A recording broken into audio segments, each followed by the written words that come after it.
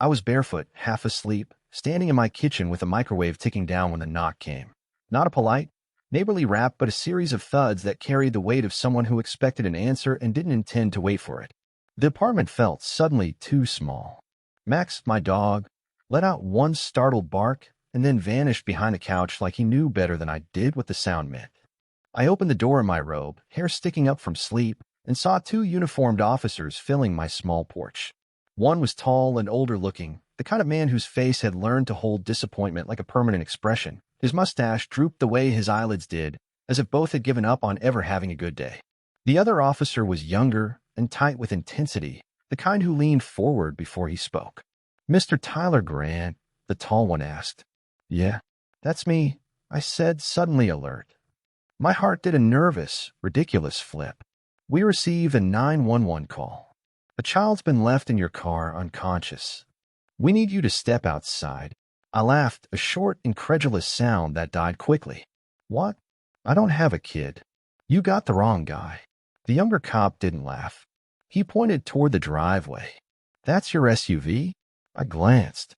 My black SUV sat where I'd left it last night, obedient as always, except now there were strobes painting everything blue and red.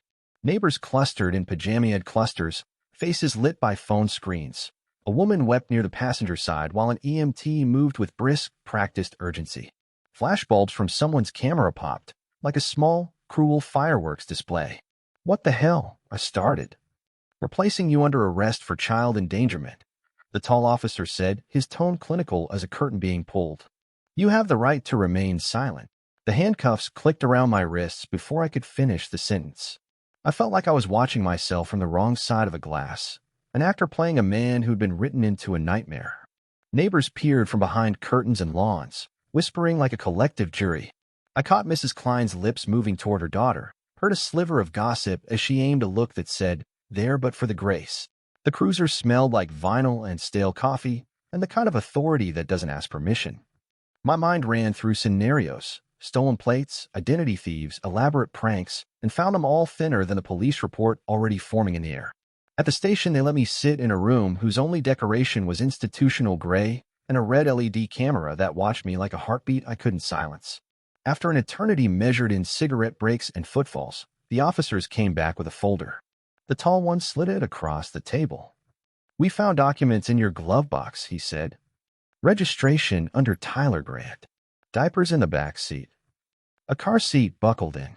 A blanket embroidered with the name Leah. Leah." The words scraped across a place in me I had thought sealed. We had joked about names once.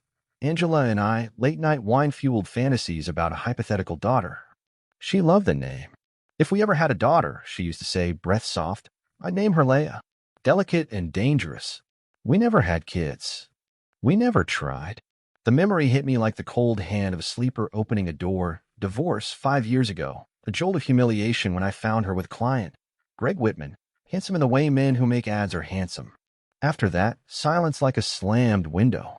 "Where's the child now?" I asked, voice suddenly very small. "She's okay," the EMT said, who'd been hovering by the doorway like a shadow. Heat exhaustion. Unconscious but stable. About 4 years old. 4. My pulse dropped into a hollowed-out pit of confusion.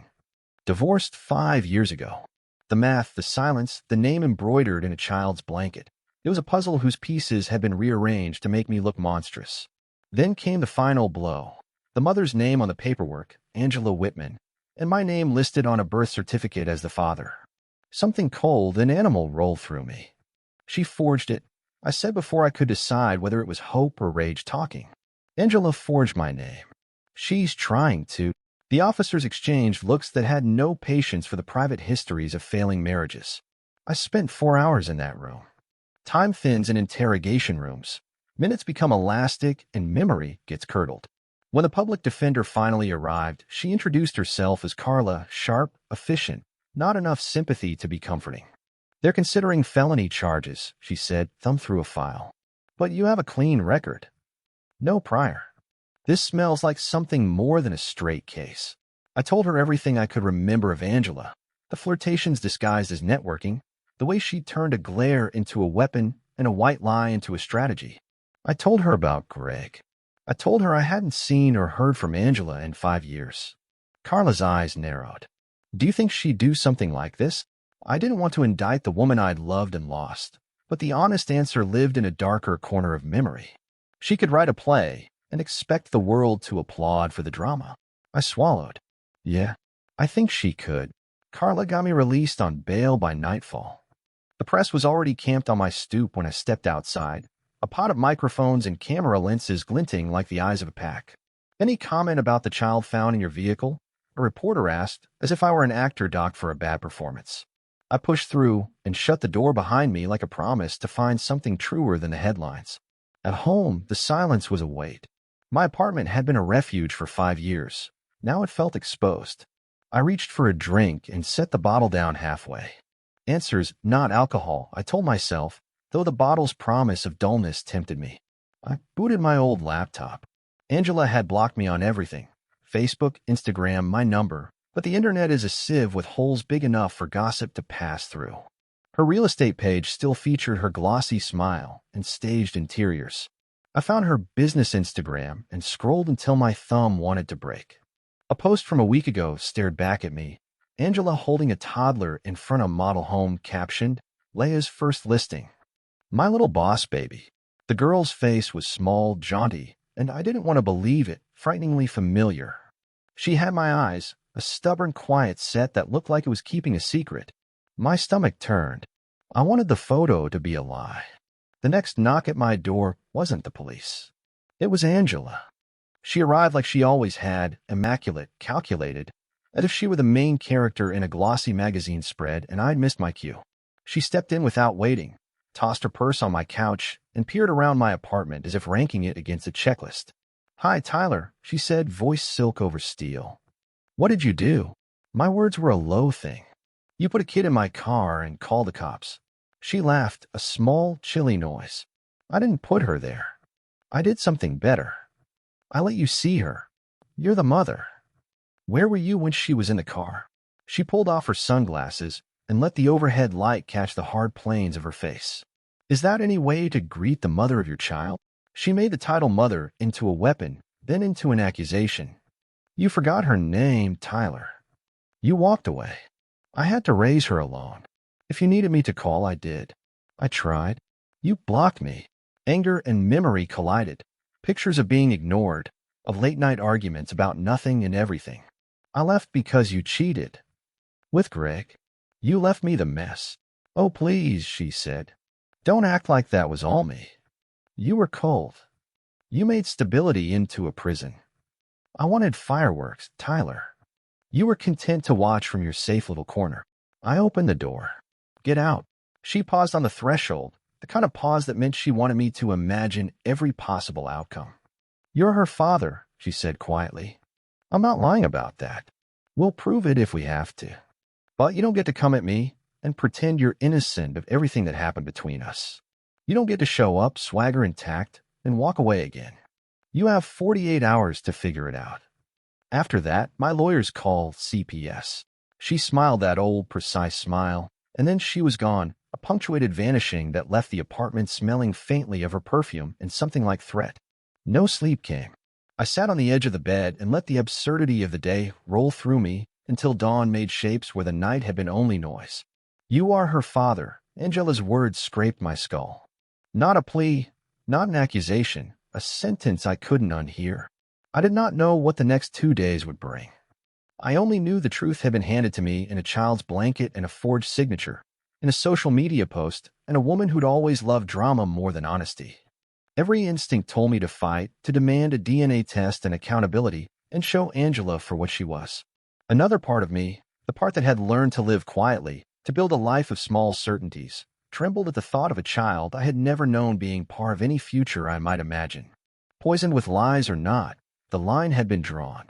And whatever the truth, I could feel it, the shape of my life changing, one unwanted knock at a time. Yes, this one dug in. It had roots. The memory of our last night together lurked like an old bruise, Angela in silk, laughing as if she could smooth over anything with movement and perfume.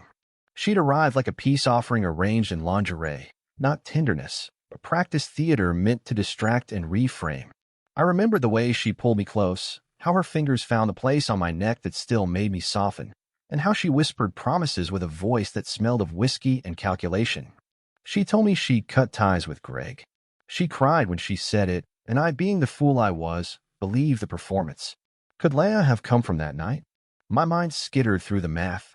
4 years old, 5 years since the divorce. The numbers grazed each other in a way that made my throat tighten. I didn't sleep. I didn't call anyone I trusted.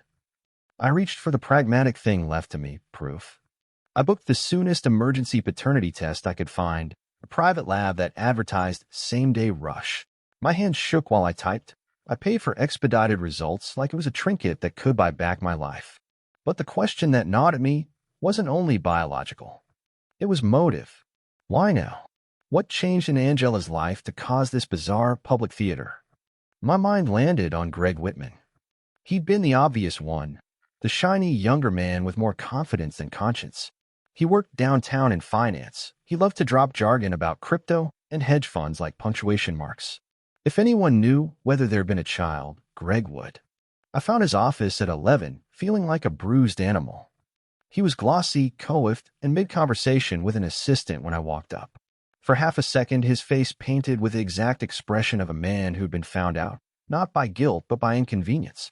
"Tyler," he said too casually. "Don't do this here. I didn't come to be civil." "Did you know she named a kid Leah?" "Used my name on a birth certificate?" I asked. His composure cracked. "We aren't together. We haven't been for over a year. She cheated on me, too.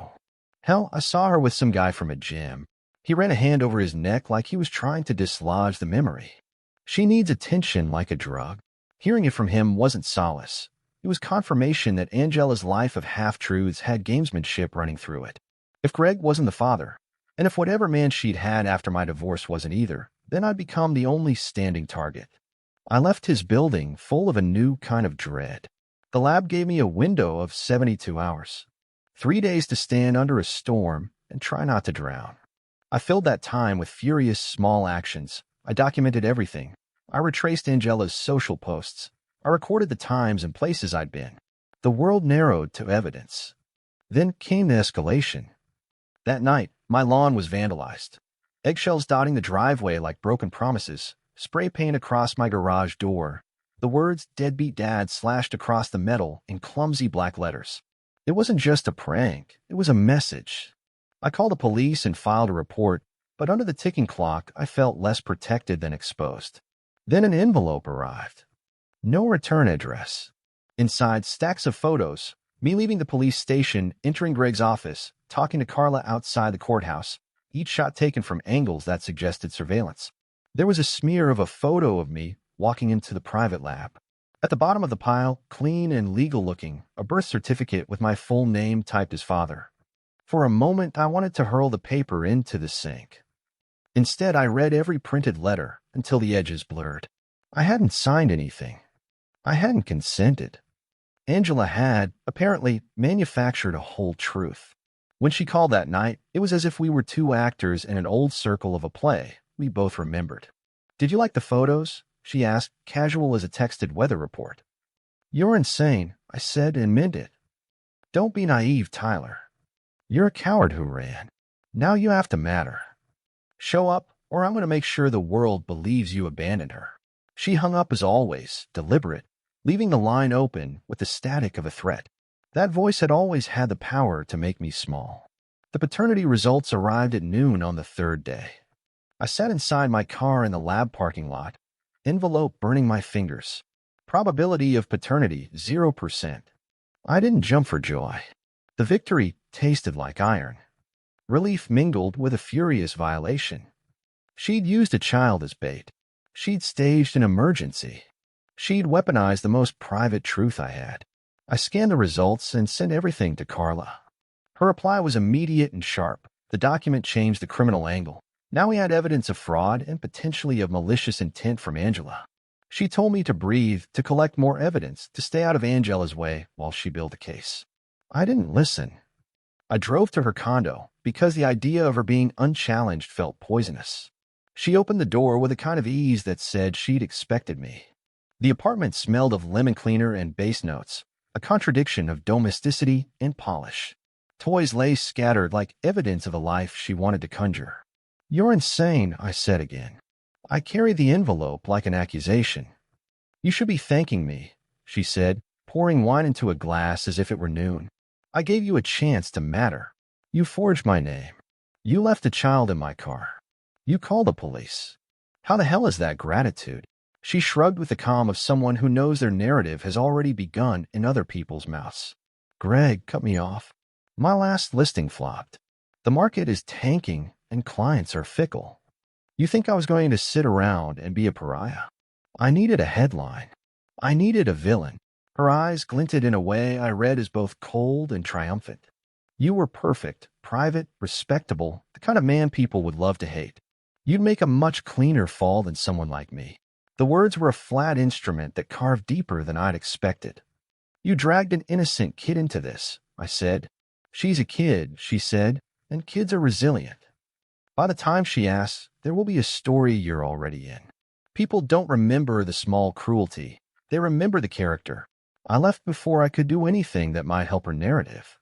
I had the paternity results, the photos, the messages. I had the taste of bile and determination in my mouth." Carla filed to reopen the case and to pursue civil damages for falsified documents. The police listed Angela as a person of interest for filing a false police report and forging legal paperwork. But even as the law moved forward, I felt the smaller, stranger injuries, sleepless nights, the way Max looked at me like I had changed shape, the whispers when I went to buy groceries. The smear had started. Angela hadn't just wanted money or vengeance. She wanted my life altered, my routine, my reputation, my sense of innocence. The silence that followed her disappearance into the background was loud with threat. She vanished like a magician's assistant, sure that she'd set the props and lights, and left me to the curtain call. I documented everything, built timelines, saved screenshots. Carlo, my attorney, prepared the civil suit. The police worked through the case books. Authorities said it might be enough. But I knew her quiet wasn't absence. It was a pause. The kind of woman who staged a child as bait didn't stop at a single scene. She was patient and theatrical and, worst of all, terrifyingly clever. On a Tuesday, the knock came again. This one came gentle, a polite knock measured, almost clinical. I checked the peephole and saw two men in suits. Not police. Something colder, bureaucracy with teeth. "Mr. Grant," one of them asked when I opened the door. "Department of Family Services. We have an order to conduct a welfare check on Leah Whitman, who is allegedly residing at this address." For a second, I couldn't breathe. I laughed, a thin, humorless sound that surprised me. "What are you talking about? She doesn't live here." "She never did." The taller man produced a file with the solemnity of someone delivering bad news. "According to an affidavit filed by Ms. Angela Whitman, this is the child's primary residence as of last week. She claims you assumed custody during an emergency transition period." I stepped onto the stoop and closed the door behind me, like it might protect me. "She's lying. I have proof. The paternity test, it's negative. I've never had custody. I haven't spoken to Angela in 5 years." My voice came out too loud and shaky. They exchanged the small, official look of people trained to hear denials and keep records anyway. "We'll need to confirm with our supervisor," the shorter one said carefully.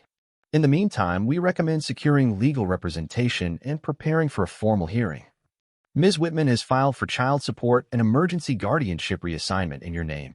Paperweight words hit harder than fists. Child support. Guardianship. I felt the room tilt.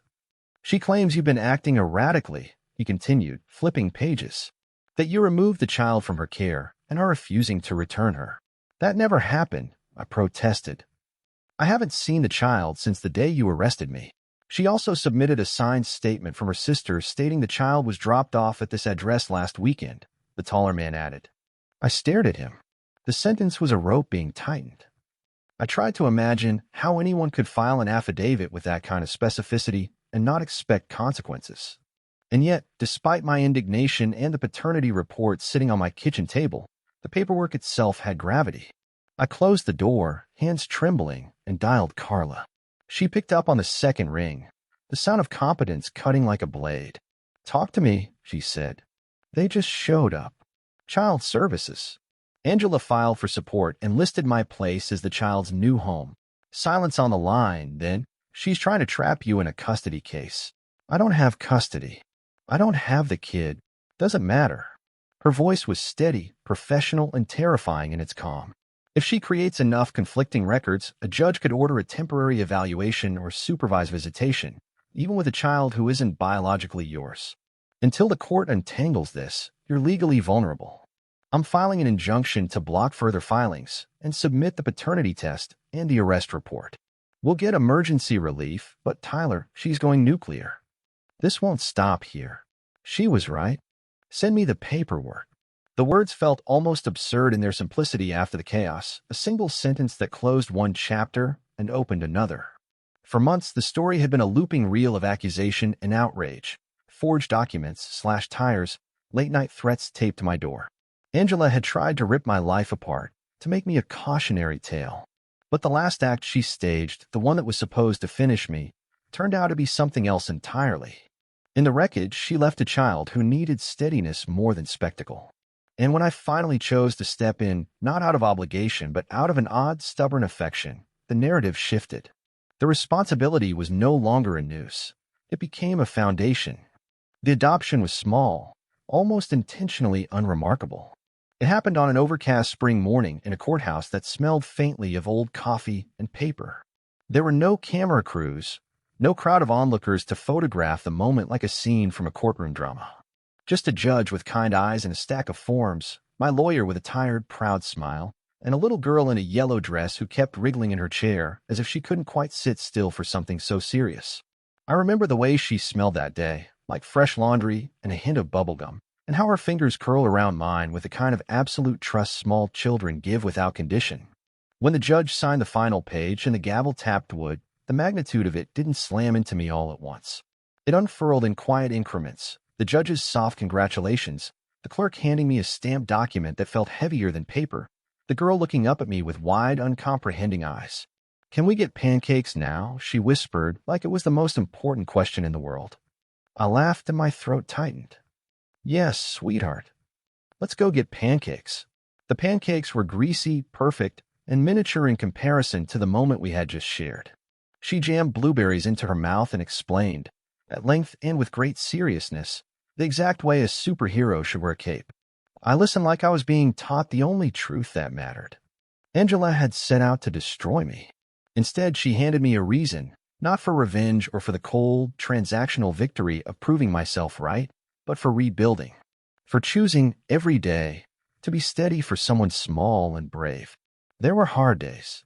Old shame and a few neighbors' thinly veiled glances lingered like a stain you couldn't quite scrub out. Sometimes I woke in the early hours and heard phantom handcuffs clinking in the dark. There were nights when Leia would cry for reasons that had nothing to do with me, nightmares, maybe, or the echo of a life she didn't understand, and I would sit on the edge of her bed and whisper promises into the dim until her breathing evened out. Parenting is not grand gestures so much as 1,000 tiny consistencies, the Band-Aid applied with dramatic flair, the patience to read the same picture book until the spine thinned, the way you tie shoelaces until they stay knotted. I learned to find meaning in the rituals, making her lunchboxes with meticulous dinosaur notes tucked inside, standing in the drizzle at soccer practice until my phone was soaked, the quiet homework nights when she insisted I check for mistakes that didn't exist. The adoption didn't erase the scars of the past. It didn't erase the public humiliation or the long negotiations with insurers and HR. My job placed me on leave for a time, and I had to rebuild professional credibility like a mason laying new brick over old mortar. But the new life required less explanation and more presence. Each school recital, each scraped knee, each shy "I love you" muttered in a sleepy morning braided me closer to a rhythm I hadn't known I needed. Sometimes, when the world felt loud with old headlines, I'd catch her in a moment that made everything else pale. The way she concentrated when coloring inside a line, the furious joy when she learned how to ride a bike, the small hand that reached for mine in crowds. Those tiny truths were a compass. They oriented me when the past threatened to pull me backward. There were also moments of complicated tenderness. She called me Daddy with an ease that sometimes cracked me open. I knew, in the quiet logic of courts and blood tests, I wasn't her biological father. But the fact that a 4-year-old's vocabulary had chosen me for that name made the title real. I realized early that parenthood is less an origin story and more a set of decisions made repeatedly. I chose to show up, to enroll again, to be steady when the world wasn't. People asked how I forgave Angela. I never did. Not in the way the movies show. There's no sweeping reconciliation or sudden epiphany. Forgiveness, where it exists, was practical, a way to stop giving her power over my days. I learned to let the past be a chapter instead of the only chapter. That required boundaries, legal closure, and sometimes a hard, honest conversation with myself about what kindness looked like and where it stopped. If there was a lesson, it wasn't one of triumph so much as resilience. Angela had tried to construct a cage. I built a house. Not a gilded one, not flawless, but a real home patched together with small acts. Pancakes on Saturdays, a crooked shell for her trophies, a hand always offered at crosswalks.